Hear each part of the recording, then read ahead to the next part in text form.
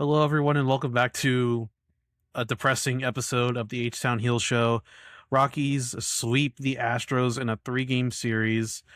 This is probably going to be a quick episode, 10, 15 minutes at most. There's not a lot to say about this series other than the fact that the Astros got their what's whooped in this series. Starting off with game one, it's you lose 7-9. Offense looked good in that series, and Colby Bolton was making his start in Hunter Brown's place, and he looked pretty solid for the most part. He had got a little bit of struggles, but I would say it was pretty solid game for him. Yeah, Cody Bolton, when he was, pitching, I was like, this is my man right here. This guy is going to be the one to replace Christian Javier, and I probably should have never said that. Uh, I mean, offense looked good this series, like they continue to look in that, scoring 7 runs. Walker, Cam Smith nuked one to center field. Currently, the longest home run hit this year at like 460 something feet. Cam Smith is becoming just elite before our very eyes. So good to see him doing that. But then, after Cody Bolton runs into a little bit of traffic, the Astros decide to pull him. Ryan Weiss comes in, and the floodgates open. He could not buy an out. Rockies just pile it on. yeah, and that's going to be a theme for this whole entire series because I guess the question is, how much are outs exactly? Very inflated, I guess. I mean, Yeah. Ryan Weiss threw 2.2 innings. He allowed 8 hits, 7 hits, 6 runs, 4 walks. Just not good. De Los Santos comes in to wrap it up. First game back after getting reinstated from the IL. 1 inning pitched, 1 hit, and that game is over. Yeah. So at the we kind of like just flush it, move on, and then we move to the next game where the Astros lose 1-5, and the offense from 2025 made a cameo this year. Quite literally. Um, so we're going to talk about this whole series, obviously, and as you can tell, if you look at this whole series, two scores should have won the game. There's one that's obviously not going to win you most games, and that's when you have, well, a one-run game. And mind you, as you can tell by the thumbnail that's going to come on and everything like that, I'm just going to build it up a little slowly. That one run was against the Rockies, which, by the way, it's also away. So you would think bad pitching, or at least, for the most part, they're known for bad pitching because it's hard to pitch in Coors. How the F do you score just one run? I need to, I need to have that explained to me. Uh, I can explain it because Kyle Freeland went 6.1 innings, 3 hits, 1 run, 1 walk, 5 strikeouts. He has looked good, and I mean that's what the Astros love to do over this past few years, is just make bad pitcher. Not saying that Kyle Freeland is necessarily terrible, but he's not good. So the Astros just love playing down the competition. Yeah, like apparently I missed the boat because apparently Kyle Freeland said, "You know what? I'm the next Tyrese Skubal." Yeah, the only run came on hit one home run by Christian Walker, and he continues to rake at the plate. He's been on a tear. I can't say more positive things about what Christian Walker has done this year. 3 hits. Isaac Paredes came back from the bereavement list. Carlos Correa didn't play this game. He didn't play today either because he got sick. He had a stomach bug, so he didn't play in these last 2 games, according to Chandler Rome. So, I mean, yeah, like I just don't understand because like when I saw Kyle Freeland on the mound, I was like, Jordan, like I think he was on this game. Hold on, let me check. Yes, he 0 for was. 3. Yes, he was, but he was invisible today. But that's okay. I believe in Jordan. He's gonna rebound in Seattle, and we're gonna be okay. But still, Kyle Freeland. I didn't make Kyle Freeland look like that, but still, I was like, you know, it's a lefty. You should be able to do something against him. It's not a good lefty. I'm like, it's Coors Field. I'm like, not to mention our lineup is good up and down. You know, our worst hitter is literally Bryce Matthews, not only stats wise, but also like inning wise on paper. It's just like how, how sometimes the Astros, they're just impressive with these little like on brand streaks. Yeah. It also doesn't help when the bottom of your lineup goes 0 for 9. Yeah. When your bottom of your lineup goes 0 for 9 and is giving nothing to the top of your order, that doesn't help the situation much, as you're going to get pitched around. I mean, true, but we'll get to the bottom of the lineup later, you know, because we got to talk about the bullpen after the last game. Bullpen did okay in the game, in the second game. Tang only allowed a run. Okert allowed a run, but with this um team, 5 runs shouldn't be that much with how they've been playing. It should theoretically be able to be in striking distance, but that's just baseball. Sometimes your lineup just has a bad day. It's gonna happen. So I kind of look past it a little. Well, it's like we said a couple of videos ago. It doesn't matter how good your offense is; they're not always going to score 5 or more runs every single game. Sometimes the pitching has to just be there too. And that's the beautiful part about baseball. It's like a trust fall. Yeah, one side can show up, but the other side doesn't show up, then it almost makes the other side feel like, well, what's the point? Yeah. And Mike Burrows, he's definitely not pitching like the number 2 starter. I say he's a perfectly adequate right now, like 3 or 4 starter, giving you getting 5 innings, 3 runs, 1 walk from your number 3 or 4 starter. I take that any day of the week. But we'll talk more about that later. And then we get to today, which the Astros just lost 9-1. And there's a lot to talk about with this game right here. And it's Christian Javier Day. And, going into it, based off of how Javier has done this year, we all kind of knew this one wasn't going to be easy. Boy, that's an understatement, probably, considering the brand we'd be getting with the Christian Javier.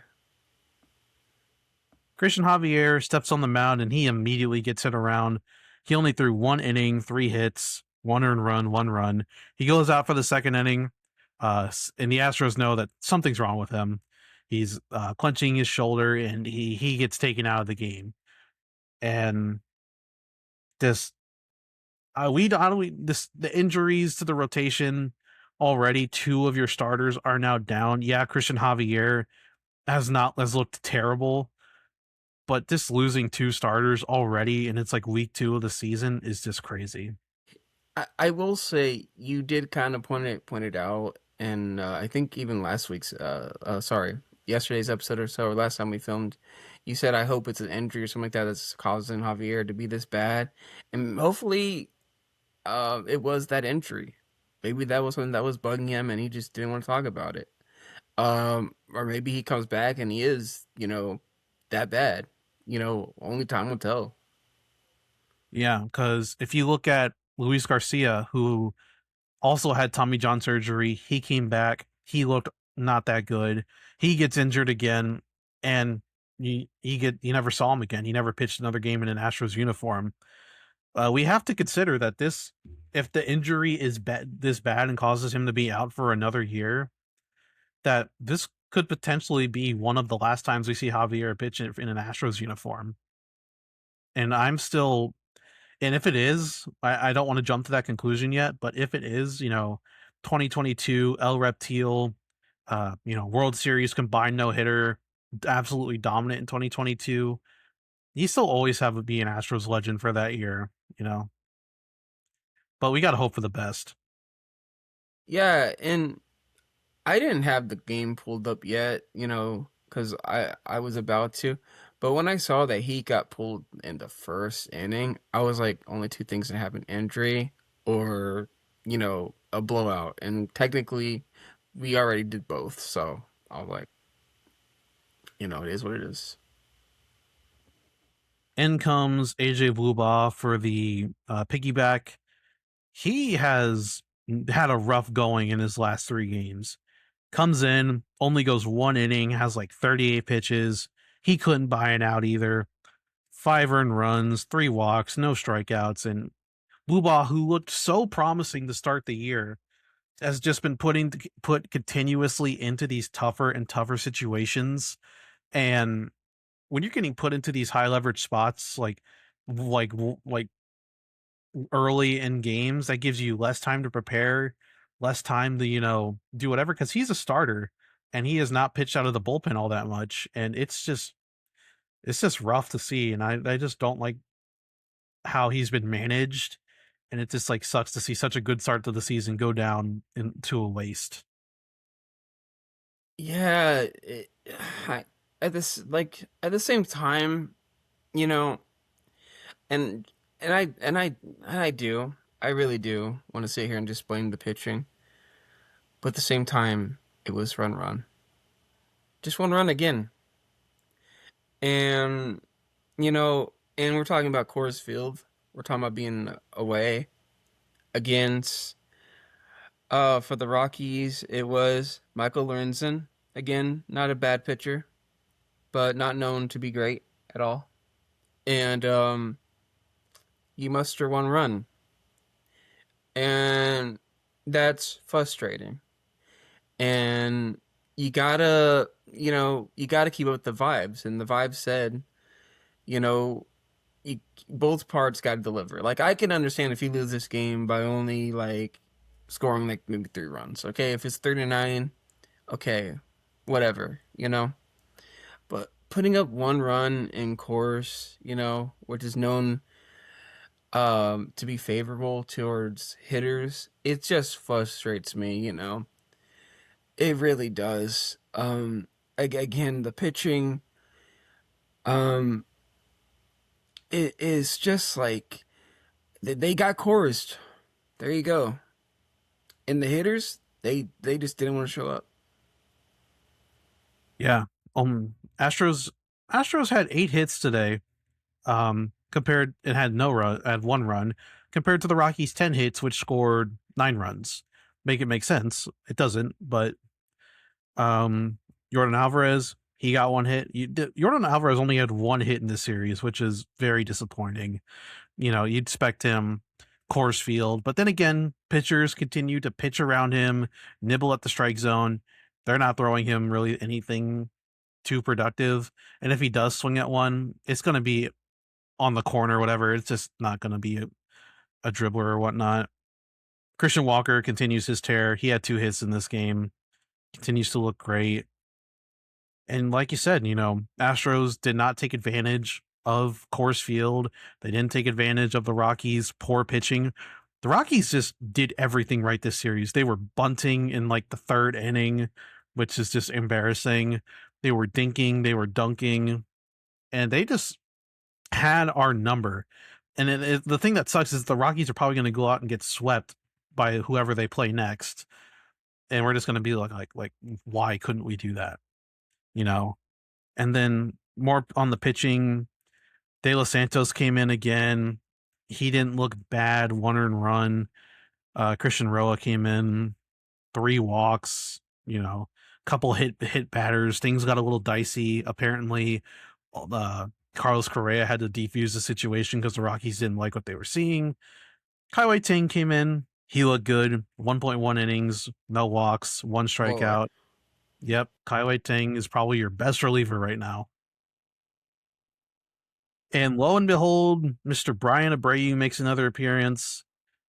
2 walks, 1 earned run, 2 strikeouts, and it's just I can't. He just I don't know what to say about Brian Abreu, man. I will say this: what a nice way to leave, Colorado by nicely giving them one more run. Yeah, just giving them 1 more run, man. Just Yeah. we didn't even mention that Jake Myers also went down in this game with an Oh oblique yeah, injury. yeah, he did. So, as you know, oblique injuries, he couldn't finish the at bat. Bryce Matthews had to come in with a 2-2 count, Luckily, Matthews ended up getting a hit out of it, but that's your starting center fielder and that's your number 3 starter down. And the one thing that plagued the Astros last year was injuries. And you already have so many key injuries right now. Hunter Brown, Jake Myers, Christian Javier, Josh Hader, Bennett Sousa, and it's not even the third week of the season yet. How, like, we're already down in the dumps and it's this early in the season. And you got a huge problem, which is the bullpen. Oh, which I think we should have that discussion now of, you know, the offense is in a is it's great. You know, you still got some good minor league prospects. Brian Abreu obviously can't find it. Should you go ahead and try trade for some relief pitching while you got the chance? I know some people might be in the no department, but you arguably should pull the trigger because you don't want to wait until some of those relievers start putting up some good stats, and then they start asking for higher prices. Yeah, I think it's a little too early for trades, but definitely later on down the road, if this bullpen continues the way that they're doing, the way that they're going, then yeah, we might need to have that conversation because the way the bullpen was constructed this season was okay. We have like 3 starters who did good, and we need to put in the bullpen, and then Hader was injured, De Los Santos was injured, Sousa was injured, and we just have a bunch of journeymen and uh journeymen and guys who bounced around in the league projects for bullpen guy. Rodri Munoz was one of them. He already got canned. He's back. He got DFA'd. And it's you could a lot of fans will say that this strategy has worked over the past couple of years, but now it's actually not working this year and it's starting to backfire in your face. Cause I mean, when you look at some of these guys past, Ryan Weiss never pitched in the majors. AJ Bubaugh, he's still really young and like a rookie. De Los Santos, he's never been great, but he's okay. Kaiwei Tang's bounced around, you know, this Bunat Sousa's bounced around. He's only had one really good year. We're just relying on a bunch of projects, and I can also, to their credit, the pitching rotation has not done them any favors by not going deep in the games, causing them to be thrown into these tough situations. Like we just need the pitching to be better. That's all I got for right now. The pitching needs to be better. If this trend continues, then we're going to be in for a long year. Until then, Seattle, get ready to get tanged. Get ready to get tanged. Yeah. We got a 4-game set coming up with Seattle. Astros have a much needed off day tomorrow that they need to take full advantage of. And who knows? We're probably later tonight. We're going to see some roster moves. Maybe Spencer Arrighetti comes back up. Taylor Trammell could potentially get called back up to replace Jake Myers. Yeah, we'll see what happens. And Seattle has also not been good. They just got swept by the Rangers, and the Astros are good against good teams and bad against bad teams. Are the Mariners a good team or a bad team? We'll see how the series ends. Yeah, we're about to find out in the most cruel way or happy way. So I'm still not gonna hit the season's over panic button just yet, but it feels like we're in the dog days of the season and it's only like 2.5 weeks in. I wouldn't even hit the panic button until, man, around June or like, yeah, like I wouldn't hit the panic button. We're not even close to that yet. Yeah. So that's it. Astros get swept by the Colorado Rockies. Very unfortunate, very hard series, very distressful series. Bunch of your players go down, and we have to recover versus Seattle. We have to. And then we face the Rockies again after that in Houston. So we'll have to get our revenge on them when they come to Houston. Yeah, so was it the Coors effect and we just didn't take advantage of it? We'll find out by then.